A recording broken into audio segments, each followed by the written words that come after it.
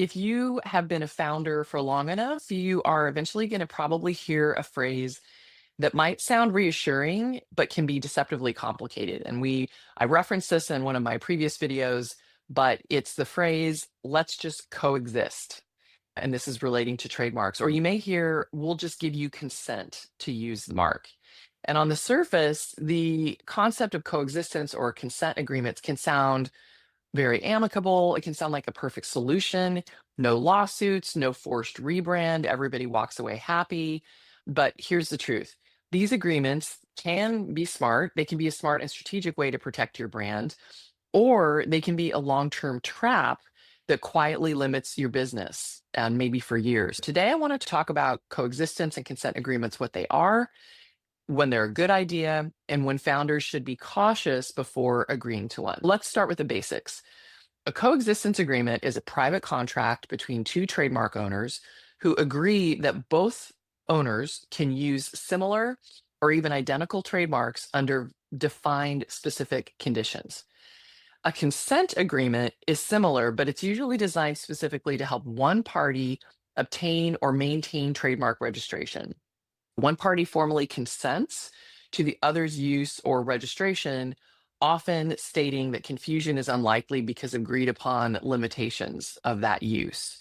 And that can be really helpful if you received an office action refusal based on potential conflicts with an existing registered mark. That existing registered mark owner might be willing to agree to a consent agreement that you would then file with the USPTO to try to convince the examiner to go ahead and let your mark be registered. In plain English, both of these types of agreements say basically, we both exist, we set boundaries, and we promise not to step on each other's toes. The hope is that it would convince the USPTO examining attorney that any risk of confusion is eliminated for the most part. Why would anybody do this? It's because trademark law is not always black and white.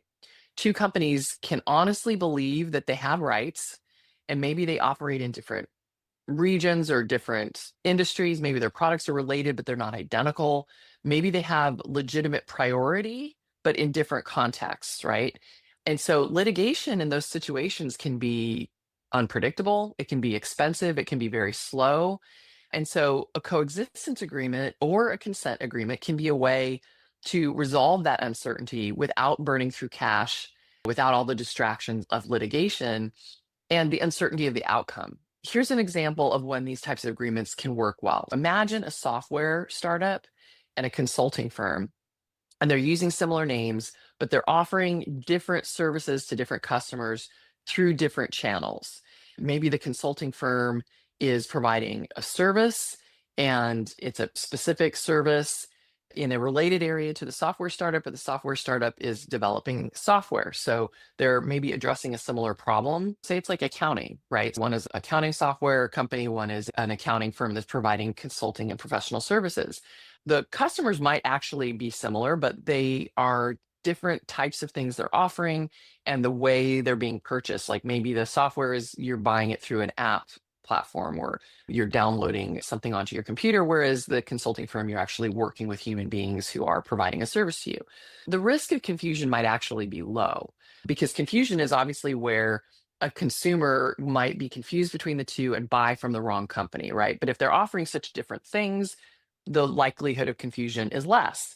And so a coexistence agreement can clearly define who does what, where, and how in a more formal way help prevent future disputes between the two brands. In that situation, coexistence can be practical and it can be efficient.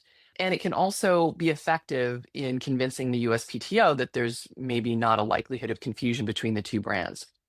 But here's where founders really need to slow down because not every situation is a good fit for a coexistence agreement. One of the biggest mistakes that I see founders make is assuming that coexistence is automatically the friendly or the safe option.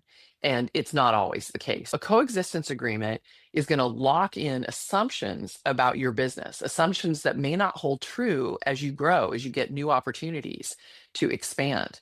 And many agreements will restrict the types of products or services that you can offer under that mark, under that trademark.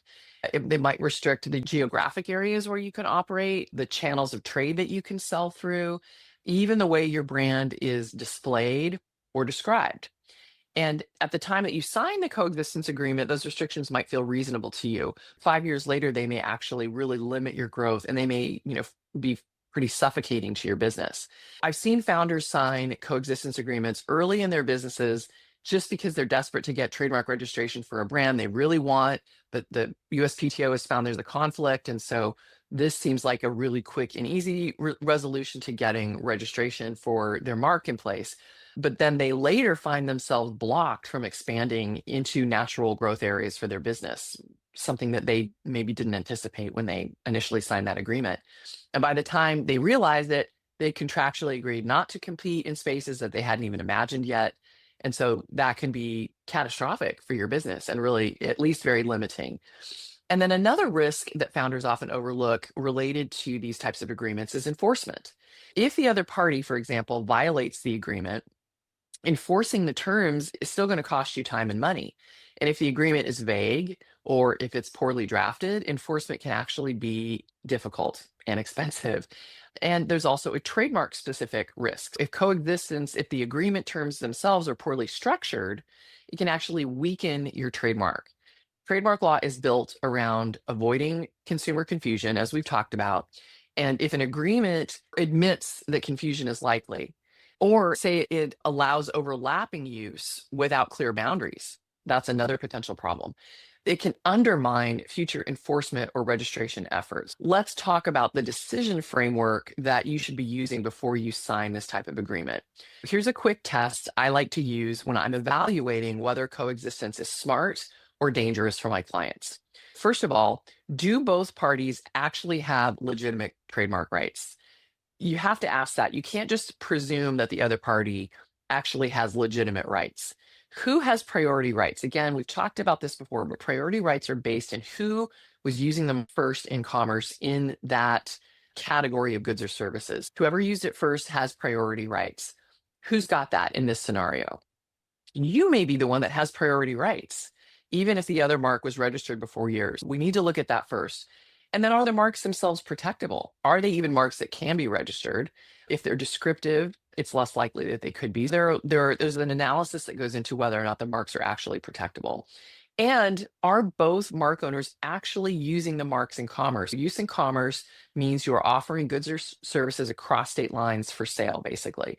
And so sometimes one of the mark owners may not actually be using it as a trademark, but you need to analyze the use that each party is making of it to determine that the use is actually happening. Because if there's no use by one of the parties, that party actually doesn't have any trademark rights. You don't want to make assumptions about the underlying rights and jump straight to negotiating coexistence. You really need to determine whether both parties have legitimate trademark rights. Then second, we need to talk about how likely real consumer confusion is in the both use cases. The question really is, how similar are the marks? How similar are the goods and services? And do the target customers for both businesses actually overlap each other? Are they the same type of customers?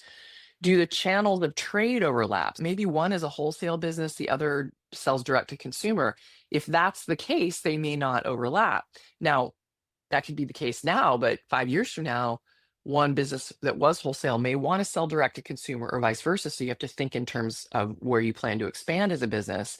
And as I mentioned, do the marks overlap in the way they sound, when you say them out loud, in the way they look, in their meaning? These are all things that we need to examine to determine if there's actually the potential for real consumer confusion. And then thirdly, what does the agreement restrict now and later? Would it block reasonable growth paths for your business? Would it block new products, new services, new markets, new channels of trade, like we talked about, or even new platforms? But you need to make sure you're okay with that before you sign this agreement. You really need to think in terms of your long-term plans and just looking as sort of in general in your industry, what are the likely areas of expansion as you grow? And where's technology heading? Where's your industry heading? Fourth, does the agreement preserve trademark strength. One of the things you need to have as a trademark is a strong trademark. You don't want one that's weak or diluted in any way. Does the agreement set real safeguards to preserve the strength of your trademark, or does it actually quietly admit that there is confusion? You have to be really careful about the terms that are in the agreement, because if you admit that there's confusion and you agree to coexistence, you may actually be greatly weakening or diluting your mark. And then fifth, what happens if the other party violates the terms of the agreement? Is enforcement realistic? Do you have the budget to enforce it? Is there any real teeth behind the ability to enforce the agreement? Or are you signing yourself into a long, expensive mess, and one that you may not be able to afford or have the time and energy for? And you really ultimately want to ask yourself, would coexistence be solving a real problem, or would it just be postponing a harder and maybe even more expensive decision? Sometimes coexistence is smart. Sometimes it's a strategic compromise that saves money and protects momentum. And sometimes it's a sign that a rebrand, while painful in the short term, is the cleaner and safer option long term, because it's going to give you more space to breathe, more space to grow. You won't have the costs of enforcing the agreement, the risk of breach of the agreement, and even just having the expense and the inconvenience of accountability to a third party for your own expansion as a business, and vice versa. Let me give you a set of red flags to look at when you're considering a potential coexistence agreement. Look to see if the agreement is one-sided, where most of the restrictions fall on you versus the other party. And the restrictions could also be about what type of mark you can get registered with the USPTO. You want to look and see if there are restrictions on your ability to get registration. See if it bans major sales channels like marketplaces, online ads, online marketplaces, wholesale versus retail, direct to consumer. Look to see what type of major sales channels are available to you and what are blocked in the terms of the agreement. Look to see if it restricts future products or services that you haven't launched yet. If it's vague, so if there are terms like substantially similar without a clear definition of what that is, you're opening yourself up to a dispute to come up with that definition if there's a problem. And look to see if it's perpetual with no exit or renegotiation trigger. If it's just like forever and not something that can be renegotiated, then that could be problematic, because it could greatly limit the ability for you to grow as a business.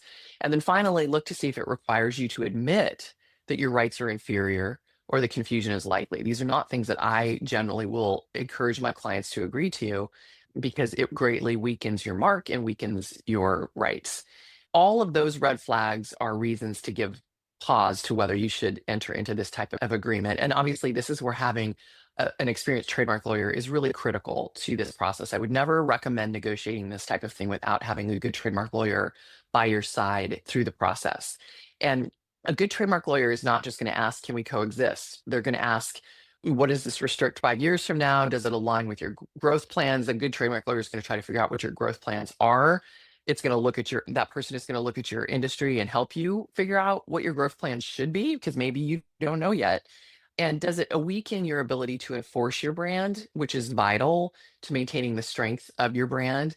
And just in general, are you giving up more than you realize? A good trademark lawyer will be able to help you answer those questions. I've helped founders negotiate coexistence agreements that preserved flexibility and supported growth. And I've also helped founders walk away from proposed agreements that would have boxed them in unreasonably and maybe permanently. The difference is understanding the trade-offs before you sign anything. Here should be your takeaways from this. Coexistence and consent agreements can be powerful tools, but they should not be default solutions, and they should not be a given. They work best when confusion is genuinely likely between the two brands, but when boundaries are clear and your future growth is protected. And on the other hand, they become dangerous when they limit your expansion, they weaken your trademark strength, or they lock your business into assumptions that won't hold as you grow, or that will potentially kill your business. And understand that once these agreements are signed, it can be really hard to undo unless both parties mutually agree to revise them. If you're considering a coexistence or consent agreement, or someone has proposed one to you, this is not something to rush into or sign just to make a problem go away, just so that you can meet a deadline with the USPTO to get your trademark registration. moved forward in the process. And by the way, examining attorneys at the USPTO are not at all obligated to honor these types of agreements. Even though you have one, it doesn't mean they're going to still give you registration. They may decide there's still confusion or risk of confusion, and they may ignore the fact that there's an coexistence agreement or consent agreement, and they still may not give you registration. It doesn't always solve your problem. Understand that coexistence and consent agreements are not shortcuts. They are not neutral compromises. They sound like they are, but they're not. And they're not safe just because they sound friendly. They can resolve real uncertainty when used thoughtfully, but they can also, as I said, quietly box your brand into boundaries that you never intended, and sometimes permanently. That's why this careful analysis up front is so vital, because it can really help save you years of frustration later. In the next episode, I'm going to zoom in on what happens when coexistence and consent agreements, as I just alluded to, come up inside the USPTO itself during trademark applications, when you get a Section 2D likelihood of confusion refusal from the USPTO, or when an opposition is filed or a cancellation proceeding is filed. And we'll talk about why parties push for consent in those situations, and why you might not want to agree, even if it seems to resolve the dispute, and why the USPTO does not always accept consent agreements, even when both sides say yes to one. If you've ever thought, if they consent, the USPTO has to approve it, right? Well, no, we're going to talk about that. That next episode is what you need to listen to. And if you want help evaluating a coexistence or consent proposal, or negotiating terms that are going to protect your growth instead of limiting it, that's exactly the kind of work that I do with founders. Just schedule a call with me, a short consult. We can figure out what you're really agreeing to, if it's a good idea, before you sign anything. And I can help you make the right decision for your brand quickly and easily. I'll see you in the next episode.